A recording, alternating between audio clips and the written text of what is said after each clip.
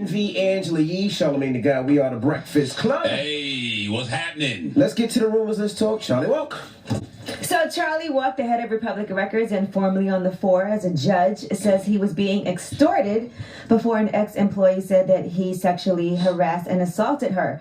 Now he also has voicemails, he says, that prove it. Now the voicemails are from Tom Gilligan, who was the general manager of Group Radio in Ohio for 3 years. And then he went on to own a series of stations, and he sent Charlie Walk some bizarre text messages and left these voicemails. Hey, Charlie, it's Tom Gilligan. I'll make a deal with you.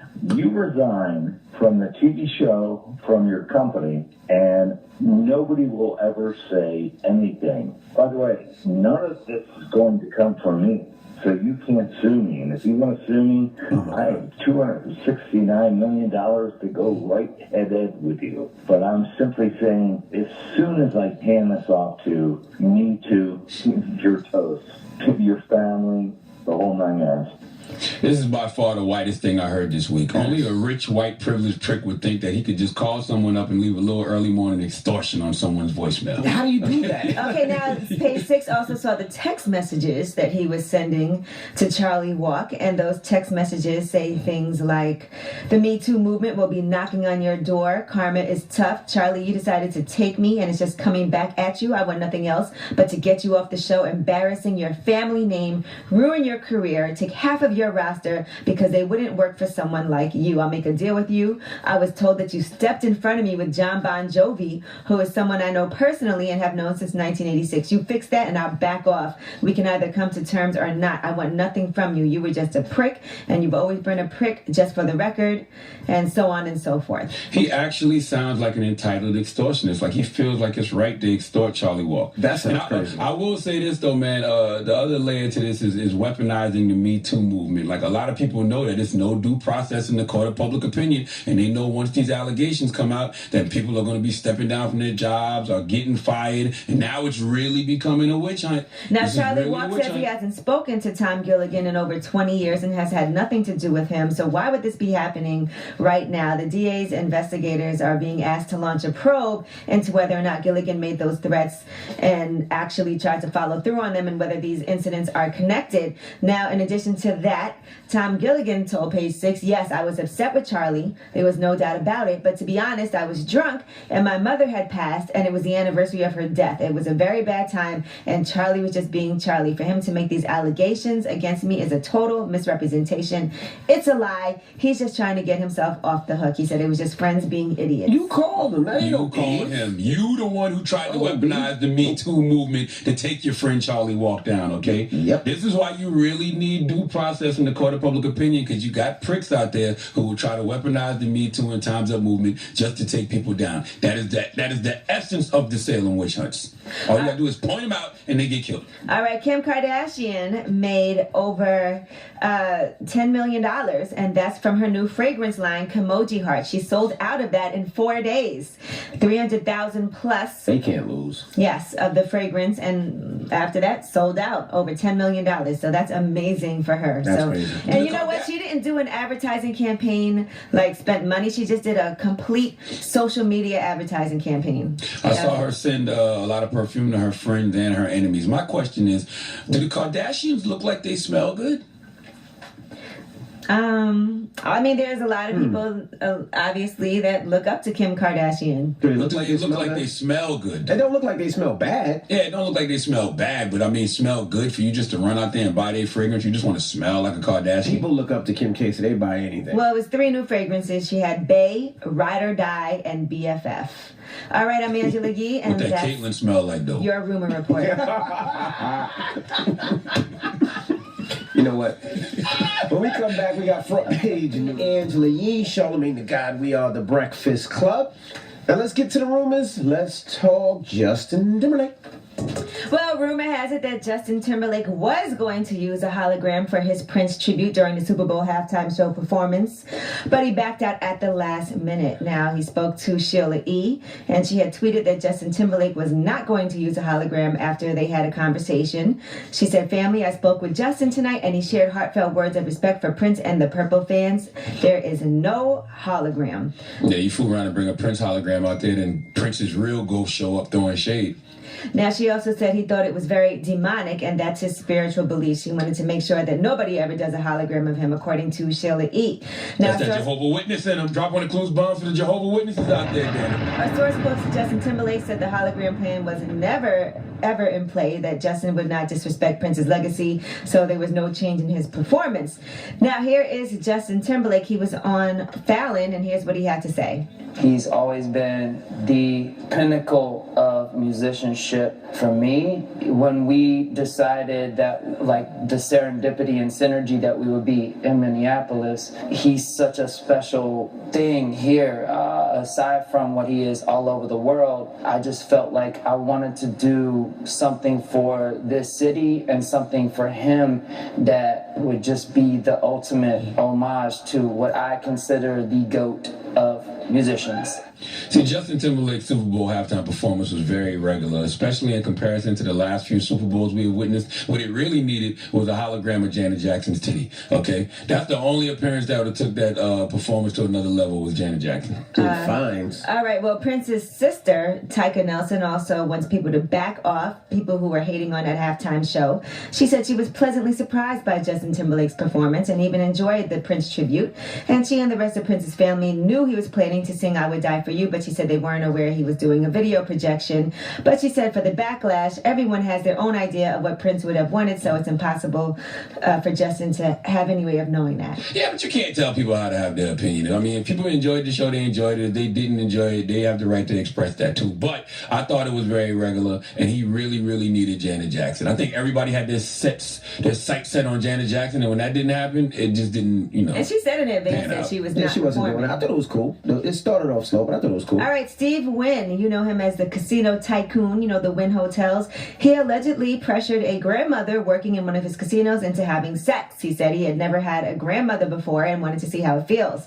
Now, the woman who was unnamed told the Las Vegas Review-Journal, she said, I did it willingly because I felt like I had to. I didn't really want to. I was afraid for my job. She said she was working as a waitress at the Mirage and was a single mom of 8. She had just welcomed her first grandchild when Steve Wynn, who's now 76, allegedly slept with her and sexually harassed her for around a year. How old was she? At the time, well, she's 71 now, and this was in the 80s. She said in the late 80s. So She's still alive? yeah, she's still alive. She's talking about it now. 71. Oh, she's 71 now, lady. Okay, got you. Now, she said, you have so many new and young girls to choose from, and you know, having sex with you makes me feel terrible. Why don't you just leave me alone? She said he would single her out, slap her butt in public, and told her to come to his hotel room where he asked for oral sex. She said they had sex many more times. She said he didn't force me or anything, but I did go, but I felt so uncomfortable. I guess she felt like she would lose her job. So grandma took her teeth out and was performing oral sex on the man. Well, I don't know about that, but there was a lot of lawsuits against him. A lot of people that say that he sexually harassed workers and coerced them into sex. One woman was a manicurist who got a $7.5 million settlement after her allegations. Wow. So I'm trying to figure out what if she said that he didn't force her. What's the issue? I guess she's saying that she felt like she didn't have a choice if she wanted to keep her job. She told him she was uncomfortable. She told him she didn't want to do it, but she... You said she was a grandma? So he did force her then? Yeah, I mean, it's hard to say. She felt like she would lose her job. So she didn't tell him, I'm not doing it. She did it, but it wasn't willingly, I guess is the point. And by the way, the face of grandmas have changed nowadays. Dropping the clues bombs for Bernice Burgos. Okay. It's not the old grandma that you used to. All right, well, I'm Angela Yee, and that is your rumor report. Thank you. It's DJ NV Angela. Why were you just doing the birds? That's the only dance I know.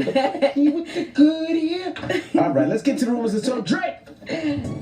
Well, Charlamagne really walked out after Shoot Your Shot, huh? He was that mad. All right, well, Drake filmed the video for his song God's Plan, and he did that at high school, Miami Senior High School, Monday afternoon. Now, he is at the school donating $25,000. That's nice. And then he announced he was giving the whole school free uniforms that he was making. Ain't that nice? In addition, he gave one student a $50,000 scholarship. Destiny Paris put it on Instagram, and she said, this happened today. I applied to scholarships last year for which I had to write an essay. I received those scholarships scholarships and thought that was the end of it. Apparently, my essay and my story made it to other departments. I was contacted this weekend about doing a video speaking about where I come from, things I've been through, and why it is so important for scholarship donors to continue to donate. Well, guess what the big surprise was? Drake came out and gave her $50,000 for her tuition, so congratulations. That's what you're supposed to do. You To record her, at a and that's student so school, nice. you give back some money to the school and give him back. That's great for Drake. Yeah, and that's great for her. That's awesome. All right, Kodak Black. He is hoping to get out and be released from jail as he awaits trial for his latest charges. And that's because the judge, Joel Lazarus, accidentally spoke into the microphone that was hot over a live internet broadcast. What did he say? Now, Kodak Black, let's not forget that he is being hit with 7 felony charges after they found guns and marijuana in his residence after they raided the house. Well, what the judge was saying, he was telling the prosecutor that he would double the bond to those that take place in my neighborhood.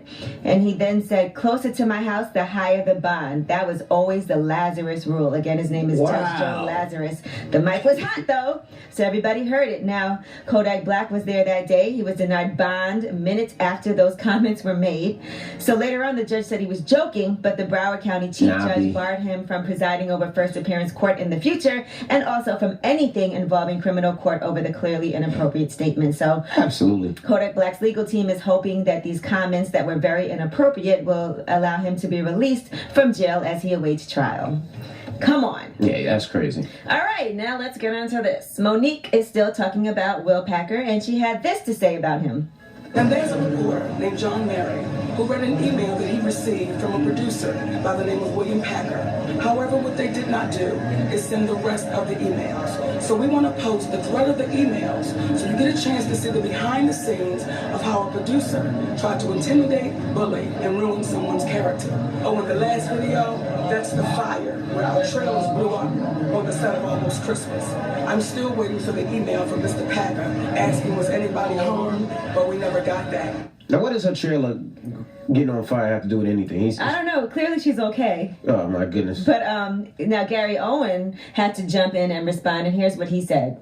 Man, Monique don't stop. She blames everybody. It's Oprah, it's Tyler, it's Lee Daniels, it's Netflix. Now it's Will Packer. Will Packer's done more for black actors and actresses than just about anybody in the last 10 years. I mean, the dude is basically changing the game, and now you're going to say he's against you, when honestly, he put you in a movie Almost Christmas when nobody was putting you in movies, and then you throw him in under the bus. Sometimes you got to take accountability for yourself. It's you. Gary Owen is a good friend, man. I need friends like that that'll stand up for you no matter what. That's a good friend right well, there. He also probably really believes that. I mean, it's not like he's just saying it. Now, Will Packer responded, appreciate you for spitting facts, G. I have so much respect for actors because their jobs are extremely challenging. I can understand when their behavior is less than desirable sometimes, but you're only as strong as your representation. Now, Monique went ahead and released these emails, and I have to say, I don't know if this really helps her case. Because I tried to read through it. It's very long.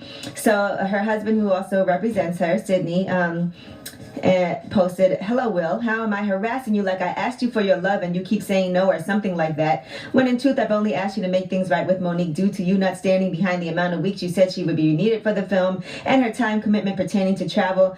It goes on and on and on, a lot of rambling on. But one thing that he kept doing in this email was trying to...